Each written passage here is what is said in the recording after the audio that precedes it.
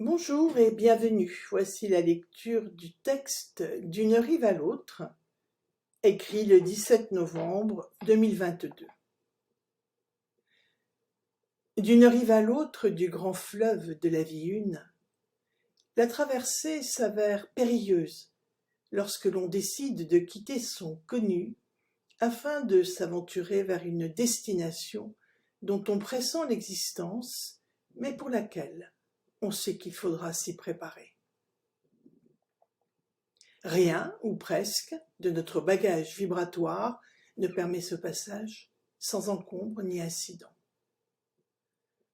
Il faudra, par paliers, parcourir cette voie qui, du petit moi contrôlant, mène au soi, magnanime. Tel l'oignon se couvrant de pelures nombreuses face aux rigueurs de l'hiver, la personnalité a endossé de multiples vêtures afin de cacher ce qu'elle vivait comme sa faille sensible, vulnérable, et la mettant en danger parce que trop exposée.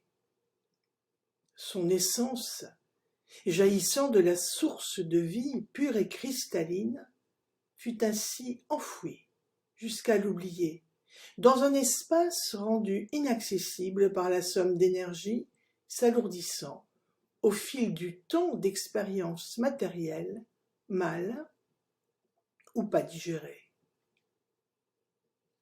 Ainsi, dans ce franchissement d'un monde à l'autre, tout est affaire de qualité vibratoire. Avoir survécu dans un monde hostile n'incline pas à la confiance ni au lâcher-prise, bien au contraire. C'est la peur qui malheureusement structure avec raideur une personnalité empêtrée dans des atours de pacotille, alors que son origine la place au sommet d'une chaîne dont il lui faudra gravir chaque étape, comme autant de validation de sa légitimité. Et celle-ci n'est rien moins que participer à la création en cours, être co-créateur de lumière, pénétrant les plans successifs de la vie une. Mais d'une rive à l'autre, la solitude s'installe, qui vient signifier combien il est capital de marcher seul, afin de tester courage et force sur ce chemin où l'imprévisible est la règle. Le renoncement est la douleur possible. Le renoncement est surtout le libre consentement à lâcher ce qui pourrait revenir en arrière, matériel, affectif ou autre. Ce qui pourrait, retenir en arrière, matériel, affectif ou autre. Le renoncement, ainsi, est la liberté que l'on s'accorde à soi-même de ne permettre que rien, absolument rien, ne vienne entraver la détermination à marcher d'un pas volontaire et confiant sur une route que l'on aura choisie en conscience comme l'unique et ultime voie qui roule vers le divin en soi.